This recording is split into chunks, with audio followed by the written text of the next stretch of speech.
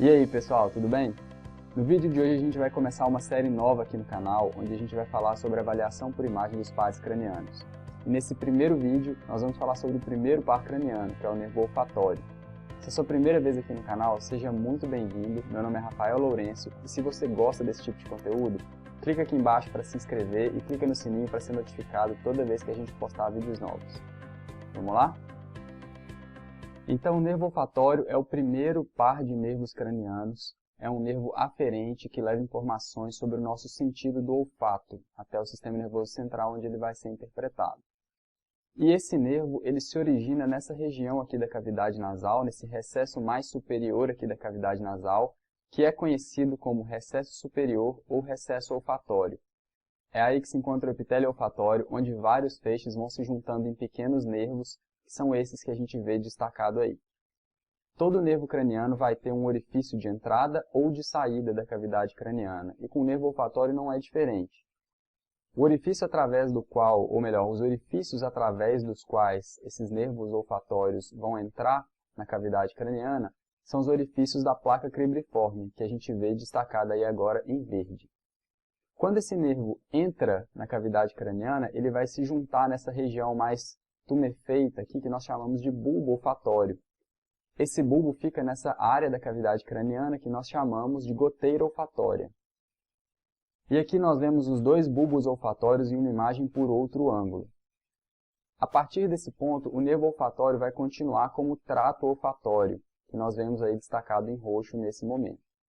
O trato olfatório se dirige posteriormente e vai se dividir em três estrias. As estrias lateral, medial, e aqui eu removi uma parte do nervo óptico que estava por cima para mostrar a estria medial melhor, e a estria intermédia. A estria intermédia ela é bem menor, a gente não está conseguindo ver nessa ilustração aqui.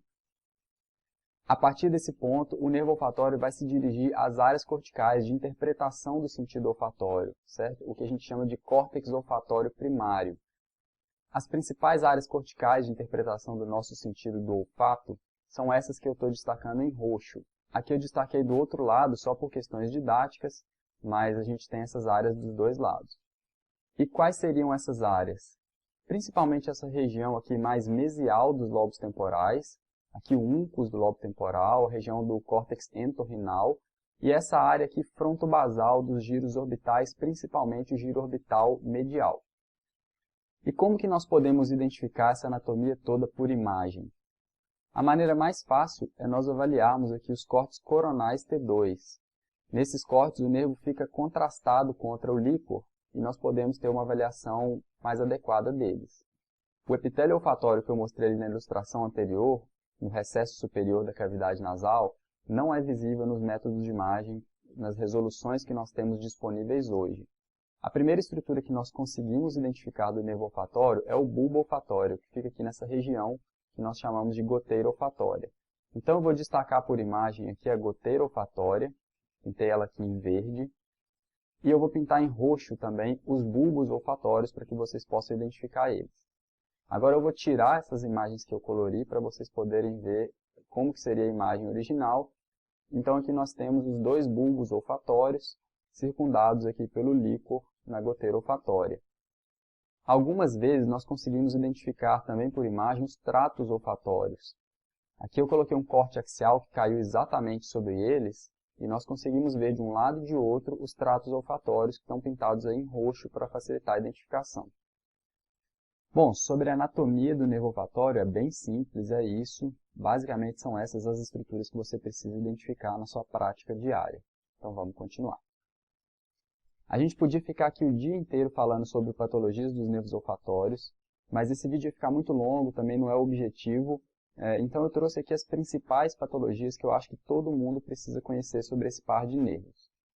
E a primeira delas, que eu queria que todo mundo fosse capaz de identificar, é essa ausência aqui completa, ou então uma hipoplasia bastante acentuada dos nervos olfatórios. Isso normalmente se apresenta em associação com atraso puberal ou com falha na puberdade.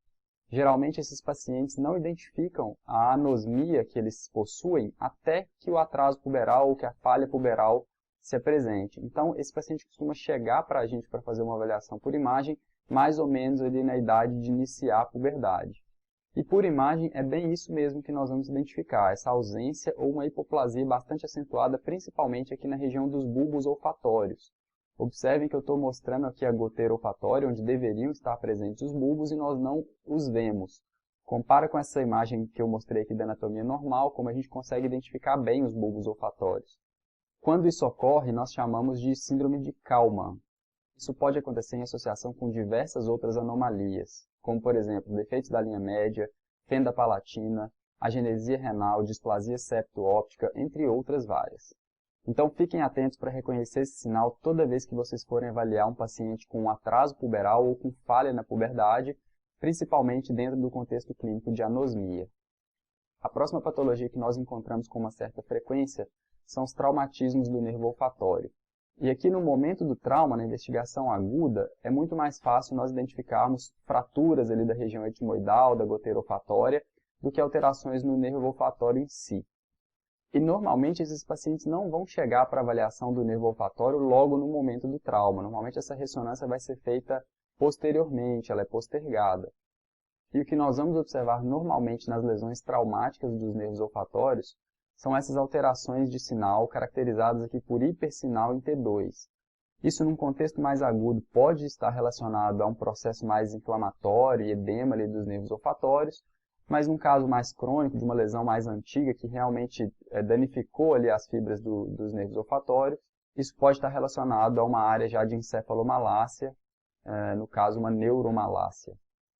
Então fiquem atentos num paciente que tem uma história de trauma, principalmente com fraturas da base do crânio, e está se apresentando com alterações do olfato e vem fazer uma ressonância magnética, faz esse coronal T2, de preferência com cortes mais finos, aqui pegando como se fosse um coronal T2 das órbitas, né, que você vai pegar a goteira olfatória e você vai conseguir ver essas alterações do nervo olfatório.